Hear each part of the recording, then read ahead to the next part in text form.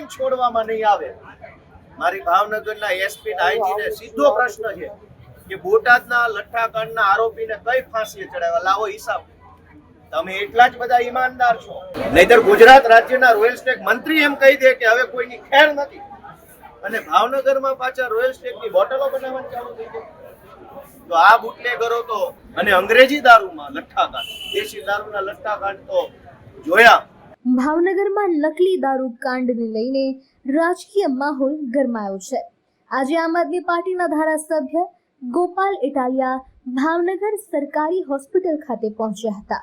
તેમણે દારૂકાંડમાં ભોગ બનેલા દર્દીઓ અને તેમના પરિવારજનોની મુલાકાત લઈ તેમની સ્થિતિ અંગે માહિતી મેળવી હતી. મુલાકાત બાદ ગોપાલ ઇટાલિયાએ પ્રેસ કોન્ફરન્સ યોજી સરકારની કામગીરી સામે સવાલો ઉઠાવ્યા હતા. બોટાદ લઠ્ઠાકાંડને 3 વર્ષ વીતી ગયા હોવા છતાં સરકારની કામગીરી સામે તેમણે આકરા પ્રહાર કર્યા હતા.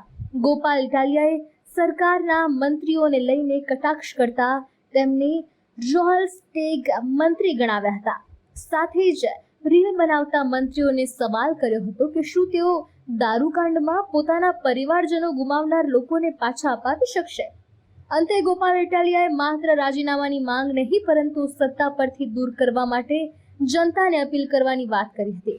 ભાવનગર દારૂકાંડને લઈને હવે રાજકીય આક્ષેપ પ્રત્યાક્ષેપ વધુ તેજ બનવાની શક્યતા છે.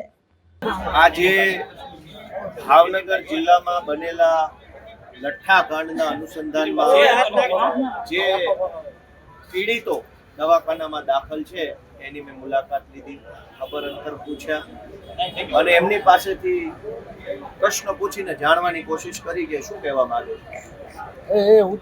ગુજરાતમાં અને એમાં ભાવનગરમાં લઠ્ઠાકાંડ થયો એ દુઃખની બાબત છે, પણ એના કરતાંય વધુ દુઃખ એ વાતનું છે કે આજથી 3 વર્ષ પહેલા આ જ જગ્યાએ અહીંયા જ્યાં બેઠો છું એ જ જગ્યાએ બેસીને બોટાદ બરવાળાના લઠ્ઠાકાંડ બાબતે અમે ગળું ફાડીને બોલ્યા કે આ સરકાર આપણા નિર્દોષ યુવાનોનો ભોગ લે છે. આજે 3 વર્ષ પછી ફરીથી આ જ જગ્યા, આ જ સરકારી ભાવનગરની હોસ્પિટલ, એનું આ જ બિલ્ડિંગ ને એ જ 3જા માળે એ જ વોર્ડના એ જ ખાટલા પર લઠ્ઠાકાંડના દર્દીઓ સુતા છે. આજથી 3 વર્ષ પહેલા પણ એ જ બિલ્ડિંગ, એ જ 3જા માળના એ જ વોર્ડના એ જ ખાટલા પર લઠ્ઠાકાંડના દર્દીઓ હતા, પણ એ બોટાદના હતા. દર વર્ષે અલગ અલગ જિલ્લામાં લઠ્ઠાકાંડ થાય છે. હજારો બહેનો નાની ઉંમરે વિધવા બને છે. આ ભાજપની સરકાર હિન્દુઓના નામે મત માગે છે. મારે ગુજરાત સરકારના રોયલ સ્ટેક મંત્રીને પૂછવું છે કે આ રક્ષાબંધન આવે છે, જે બહેનોના ભાઈ આ રોયલ સ્ટેક પીવાથી છીનવાઈ ગયા, એનો ભાઈ આ ગુજરાત સરકારના રીલ બનાવતા રોયલ સ્ટેક મંત્રી પાછો અપાઈ શકશે?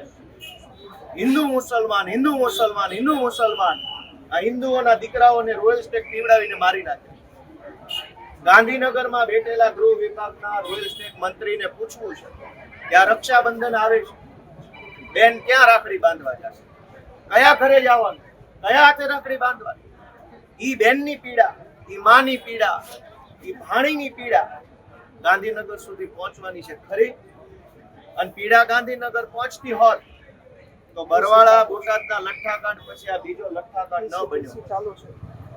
અને દર વખતે લઠ્ઠાકાંડ બને એટલે SP, IG, collector, royal stack મંત્રી, સરકારના બીજા બધા વિભાગના મંત્રીઓ એક સાથે કડક કાર્યવાહી, પંચની નિમણૂક કરશું, કમિશન બનાવશું, કોઈ છોડવામાં નહીં આવે.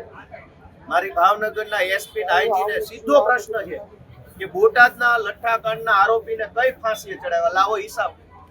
તમે એટલા જ બધા ઈમાનદાર છો, હરિશ્ચંદ્રના વારસદારો છો, તો બોટાદના લઠ્ઠાકાંડના આરોપીને કઈ ફાંસીએ ચડાવ્યા, કઈ સજા કરાવી, જરાક આપો હિસાબ.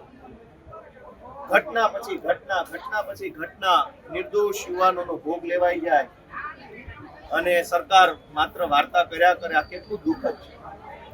જે લોકોએ આ ઝેરી દારૂ બનાવવાનું કામ કર્યું, એમાં દુઃખનો વિષય જુઓ કે ગુજરાતમાં દારૂ બંધી છે, પણ અહીંયા ઇંગ્લિશ દારૂનું મેન્યુફેક્ચરિંગ ચાલુ થયું છે. બધા જિલ્લાઓમાં ફેક્ટરીઓ છે. નકલી દારૂ બનાવવામાં આવે છે. બોટાદમાં જ્યારે લઠ્ઠાકાંડ બન્યો ત્યારે પણ અમદાવાદની ફેક્ટરીમાંથી ઇથેનોલ આવેલું, અને ભાવનગરમાં દારૂ બન્યો તો પણ અમદાવાદથી ઇથેનોલ આવેલું. સરકારનો તો એવો દાવો છે કે આ કડક હાથે કામ લેવા વાળી સરકાર છે, પણ કડક હાથે કામ કોની સામે લેવામાં આવે? જનતા સામે કે બુટલેગરો સામે? મને યાદ છે કે અગાઉના લઠ્ઠાકાંડ વખતે રોયલ સ્ટેટ મંત્રીએ એવું કીધેલું કે હવે પછી ગુજરાતમાં કોઈ ઘટના ન બને એવો નમૂનારૂપ દાખલો બેસાડવામાં આવશે. ભાઈ, તમારી વાત તો બુટલેગરો માનતા નથી, હાલી હું નીકળ્યા. નહીતર ગુજરાત રાજ્યના રોયલ સ્ટેટ મંત્રી એમ કહી દે કે હવે કોઈની ખેર નથી, અને ભાવનગરમાં પાછા રોયલ સ્ટેટની બોટલો બનાવવાની ચાલુ થઈ ગઈ. તો આ બુટલેગરો તો મંત્રીને ખોળીને પી ગયા, સરકારને ખોળીને પી ગયા, અને કોઈનો ડર નથી. આ પરિસ્થિતિની અંદર આપણી બહેનો દીકરીઓનો શું દોષ? આજે જે 7 વ્યક્તિઓના મૃત્યુ થયા, એના પરિવારની માં, પત્ની, બહેન કે બાળકો, હવે એનો આધાર કોણ? અને નિરાધાર બન્યા છે એનો જવાબદાર કોણ? ભાજપ વાળા તો એમ કે છે કે દાદાની સરકાર. દાદા આવા હોય જે પોતાની દીકરીના ધણીને મરવી નાખે? દાદા આવા હોય જે એક દીકરીના ભાઈને મરવી નાખે, રોયલ સ્ટેટ પીવડાવી? આવા દાદા હોય? દાદાની સરકાર તો દયાળુ હોવી જોઈએ કે દારૂ તો શું પાણી ખરાબ ન આવવું જોઈએ. એના બદલે અહીંયા તો લોલમ લોલ દર વર્ષે લઠ્ઠાકાંડ. અને સૌથી દુઃખનો વિષય કે આપણા રાજ્યમાં ગુંડાઓ, બુટલેગરો, તોડબાજો, માફિયાઓ, ખોટું કરનારાઓ આગળ, અને સરકાર પાછળ. પહેલા ક્રિયા પછી પ્રતિક્રિયા. જ્યારે એક વખત લઠ્ઠાકાંડ થાય એટલે 1 અઠવાડિયા સુધી ડ્રાઈવ ચલાવવામાં આવે, અને 1 અઠવાડિયા સુધી ક્યાંય દારૂ ન મળે.